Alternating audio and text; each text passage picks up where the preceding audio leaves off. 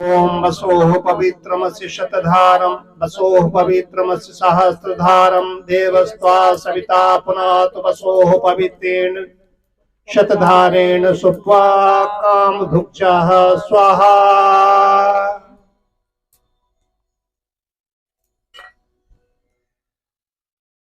आज मकर संक्रांति है। सभी को बहुत बहुत शुभकामनाएं देते हुए ये कहना चाहता हूँ कि मकर संक्रांति से एक धारणा बनी हुई है कि उत्तरायण की, कि उत्तरायण सूर्यदेव आज हो जाते हैं। तो आज नहीं, उत्तरायण सूर्यदेव हो जाते हैं 21-22 दिसंबर को ही हो जाते हैं। एक एक अंश करीब 70-72 वर्षों में एक एक डिग्री, एक एक अंश जो है उस पर परिवर्तन होता रहता है। कभी ऐसा था कि 14 जनवरी और को मकर संक्रांति, मकर राशि भी और उत्तरायण भी होते थे। तो ये परिवर्तन धीरे धीरे होता रहता है। अब ये 15 जनवरी को हो रही, एक तो ये चीज।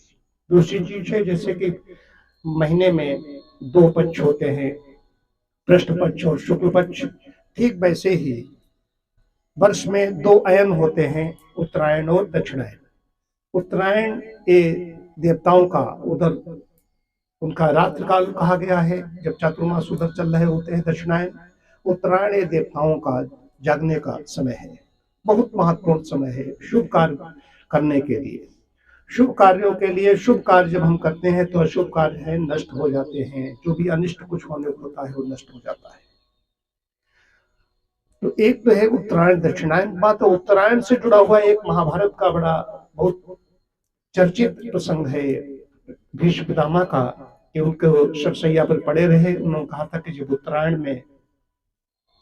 उत्तरायण होंगे सूर्यदेव, तभी हम अपने प्राण त्याग करेंगे।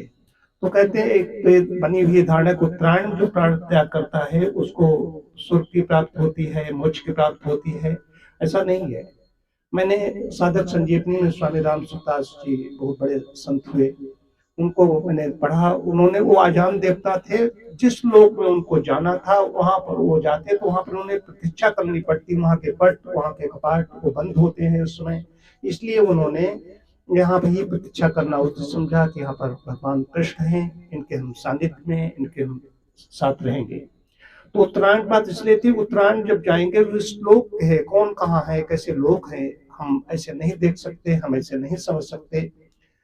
तो उत्तरायण दक्षिणायन की ये बात है। और दूसरा यह है कि ये जो मकर संक्रांति है, मकर राशि में आज सूर्यदेव प्रवेश करेंगे, कर रहे हैं, कर चुके हैं, ये है। तो बहुत ही उत्तम काल है, साधना के लिए उत्तम काल है। मैंने भी अभी क्षेत्र संन्यास मेरा चल रहा है, मैं अपना क्षेत्र संन्यास शास्त्र पढ़ा रहा हूँ।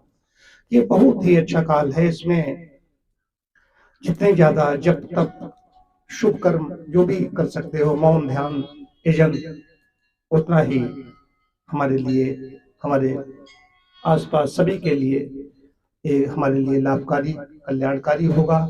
और बाहर कहीं कुछ नहीं, इधर उधर भटकने की आवश्यकता नहीं है, कहीं पर एक जगह बैठ करके की साधना करने की आवश्यकता है।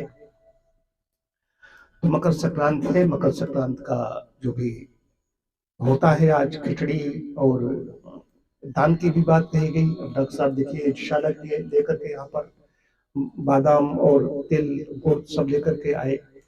तो ये आज दान की भी बात कही गई, जगह जगह खिचड़ी के भोज भी होंगे, हम लोग भी अभी थोड़ी देर में आनंद लेंगे इसी का। तो तिल का बड़ा महत्व है, तिल को इसलिए पूजा से जोड़ा गया। तिल इधर कई ऐसे पद आएंगे जो पूजा होगी जिसपे तिल की आवश्यकता होती है।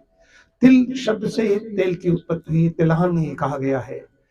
स्थावरेभ्यो जंगम घृतम प्रधारम, जंगमेभ्यो गव्यम घृतम प्रधारम, स्थावरेभ्यो तिल तैलम प्रधान। जीव जगत में गाय के घी के महत्व दिया गया है और स्थावर में तिल को महत्व दिया गया है। तो तिल समाप्त हो गए होते, तिल इसलिए बचा हुआ है। तो तिल की इसमें हम लोग आहुतियां भी देते हैं तिल की। तो इसका बड़ा महत्व है मकर संक्रांति का। मकर संक्रांति का उत्सव पूरे भारत में कहीं पोंगल के नाम से, कहीं लोहड़ी के नाम से, इसके आसपास ये सारे सब मनाए जाते हैं। सभी को बहुत बहुत शुभकामनाएं।